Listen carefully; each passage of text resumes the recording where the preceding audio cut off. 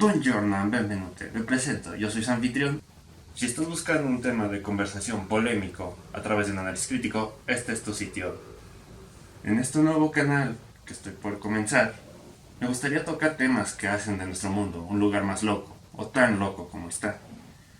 Vamos a analizarlos desde una perspectiva un poco más crítica, no dejándonos llevar por nuestras opiniones subjetivas, sino basándonos y sustentándonos en diversos planteamientos de las ciencias sociales.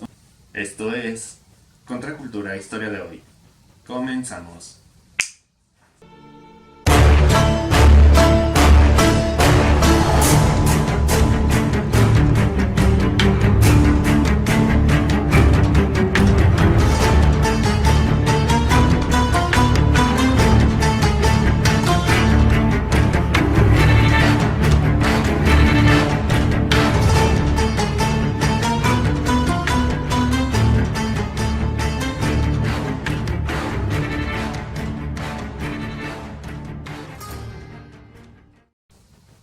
Tal como dije al inicio, busco generar una conversación crítica, no basada en mis opiniones, sino en planteamientos aceptados y discutidos. Esto no quiere decir que sean del todo ciertos, y es lo que me gustaría ver, ponerlos a discusión. El tema que busco tratar hoy parece cosa del pasado. La realidad es que no, ha sucedido a lo largo de nuestra historia. Tal vez no esté de moda en este momento, pero cuando menos lo esperen, este regresará. ¿Qué abordaremos? Racismo. Más que específicamente la acción como tal, sino cómo se legitima un ataque racial. De qué manera aquellos que han cometido semejantes actos se justifican para hacerlos. Y como punto de partida de análisis tenemos nada más y nada menos que una de las más polémicas opiniones de los últimos años respecto al racismo, o al menos para nosotros los mexicanos. Ocurrió el 16 de junio del 2015, cuando Donald Trump se lanzó como precandidato por parte del Partido Republicano hacia la presidencia del 2016. En su discurso inaugural, todos lo recordamos, Donald Trump dijo lo siguiente. It's true. And these are the best and the finest. When Mexico sends its people, they're not sending their best. They're not sending you. They're not sending you. They're sending people that have lots of problems, and they're bringing those problems with us. They're bringing drugs, they're bringing crime, they're rapists, and some, I assume, are good people.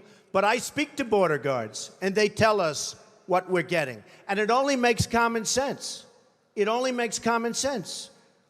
They're sending us not the right people. It's coming from more than Mexico. It's coming from all over South and Latin America, and it's coming probably from the Middle East. But we don't know, because we have no protection, and we have no competence. We don't know what's happening. And it's got to stop, and it's got to stop fast. Las reacciones, por supuesto, no se hicieron esperar. Hubo reacciones divididas en cuanto a los Estados Unidos. Unos reaccionaron así, otros así. La comunidad latina en general reaccionó así. A ver, ¿qué pasó? Y los mexicanos, en caso muy específico, reaccionaron así.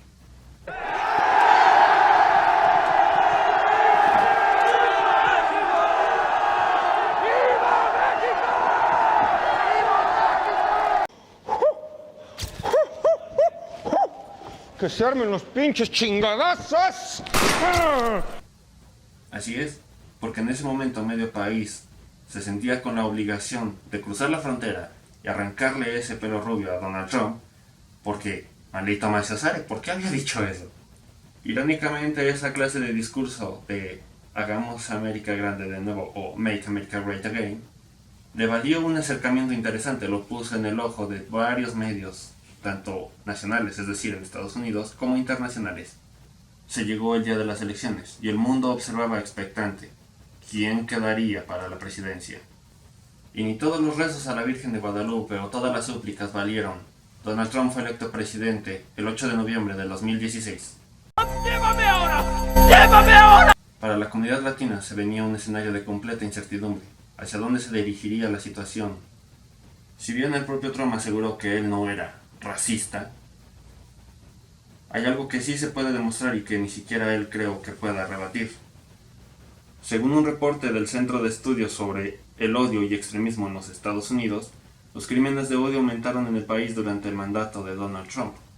Según el estudio, las víctimas más comunes por los delitos de odio, cometidos tanto por civiles como incluso por la propia policía, tuvieron como objetivo lo que se les considera minorías. Más que minorías son los grupos rechazados por la mayoría de la sociedad blanca estadounidense, la cual ya no es tanta. Entre ellos se encuentran afroamericanos, judíos, homosexuales, musulmanes y latinos.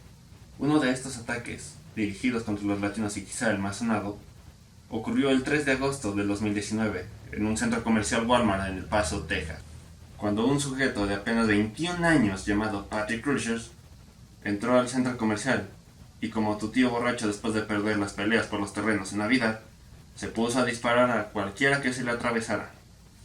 El resultado fueron cerca de 22 personas muertas, decenas de heridos.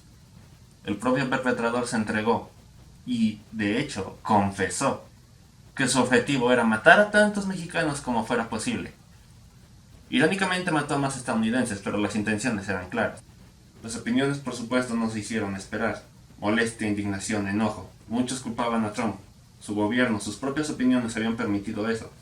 No solo se regresó a la polémica respecto al control de armas, sino también la clase de política hacia los latinos que estaba llevando este gobierno. ¿Qué clase de respuesta se puede dar ante estas acciones? ¿Por qué esta gente se comporta de tal manera? ¿Están locos? ¿Son ignorantes? Las dos cosas. Son conceptos muy pequeños para acciones tan grandes. Entonces aquí es donde quisiera hacer la pregunta. ¿Qué es lo que realmente motiva a una persona a dar discursos como el de Trump? O peor aún, acciones como la de Crushers. Es una muy buena pregunta, la verdad. Considero que uno de los planteamientos que más pueden ayudarnos a dar respuesta a esto está en la psicología social. Hay un principio que se denomina percepción social. Este consiste en la manera en que un individuo capta a otro mediante sus sentidos. Es lo que consideramos, por así decirlo, una primera impresión.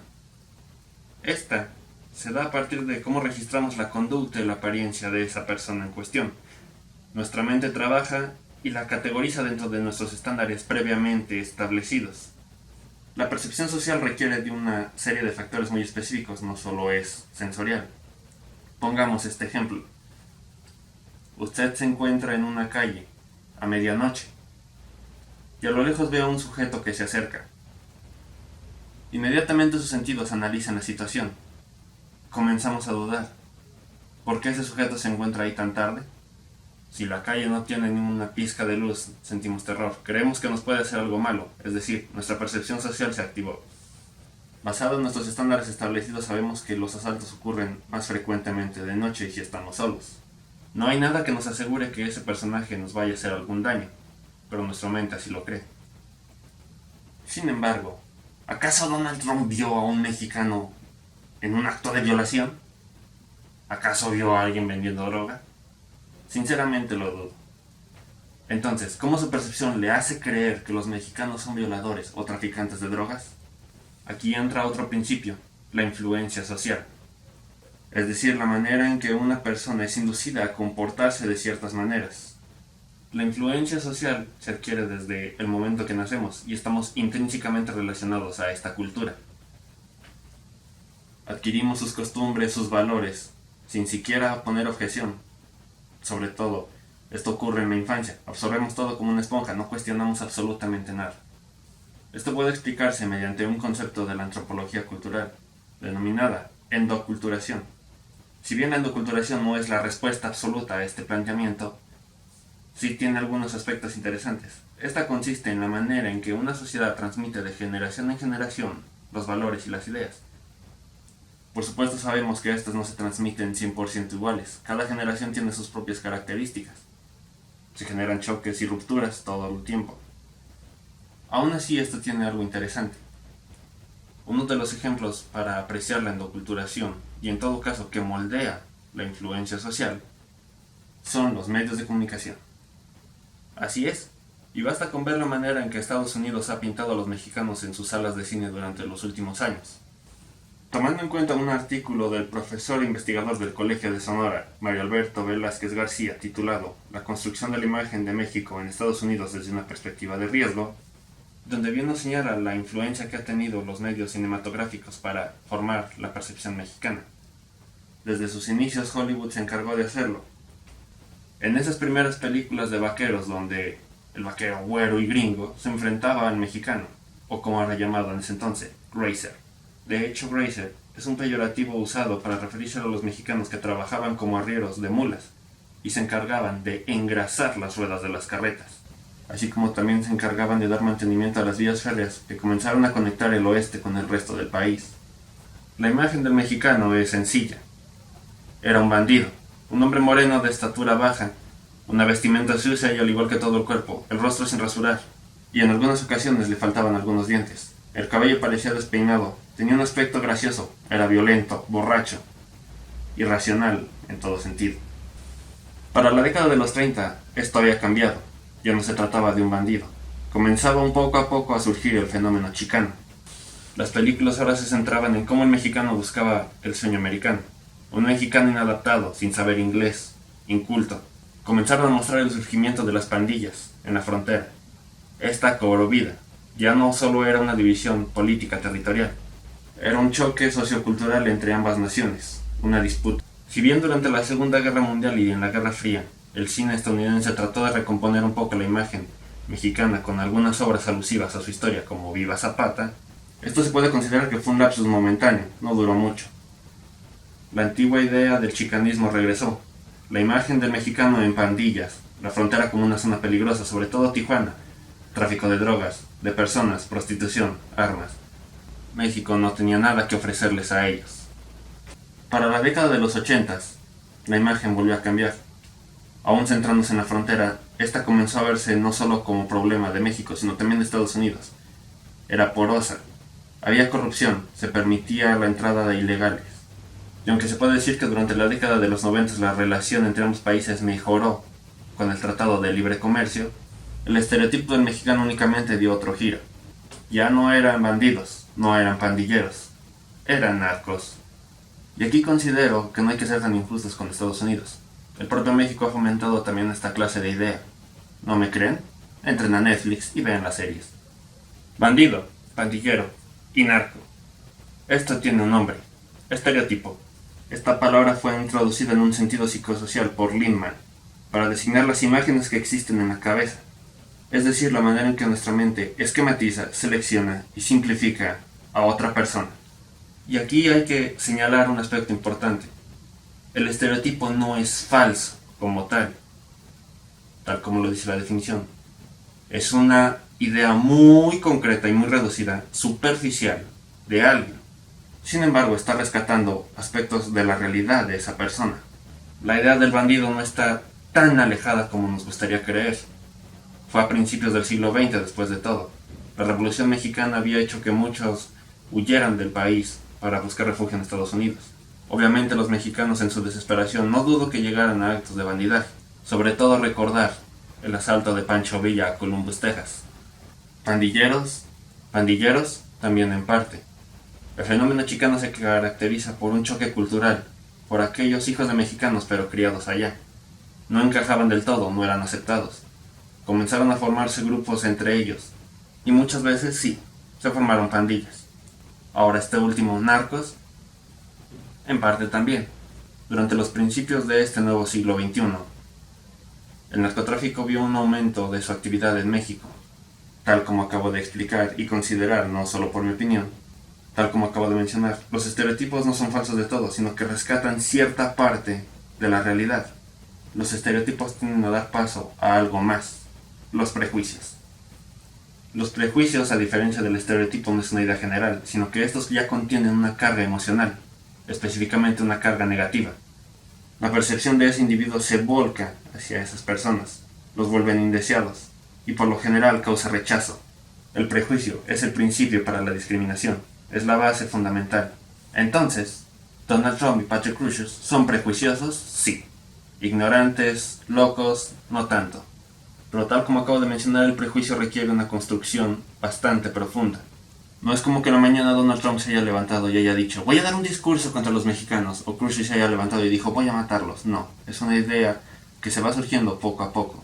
Irónicamente, estos ataques, aunque tanto Trump como Khrushchev hablaban de una protección de la americanidad, por así decirlo, consideran que están siendo reemplazados por los latinos. Irónicamente, las cifras muestran que puede que tengan un poquito de razón. Actualmente, aproximadamente el 18% de la población del país conforma. Aproximadamente un 18% de la población del país es de ascendencia latina. Actualmente, aproximadamente un 18% de la población total del país estadounidense es latina o tiene ascendencia. Es decir, son más de 55 millones de hispanos. Para que se den una idea, es casi 2 veces la Ciudad de México. Y aunque la comunidad latina no es homogénea, o no todas son compitas estando allá, para la percepción de un blanco estadounidense, no creo que encuentre mucha distinción. Y aquí quiero enfocarme un poco en el caso de Khrushchev, que puede que sea un poco más delicado. Y aquí quiero enfocarme en el caso de Khrushchev, que es un tanto más delicado. Su justificación hablaba de una invasión latina a Texas. Yo creo que ese cuate sigue atrapado en... Khrushchev se basó en una teoría denominada teoría del reemplazo, planteada por el filósofo francés Renaud Camus en un libro del 2012. Y aunque irónicamente esta teoría tiene un principio religioso,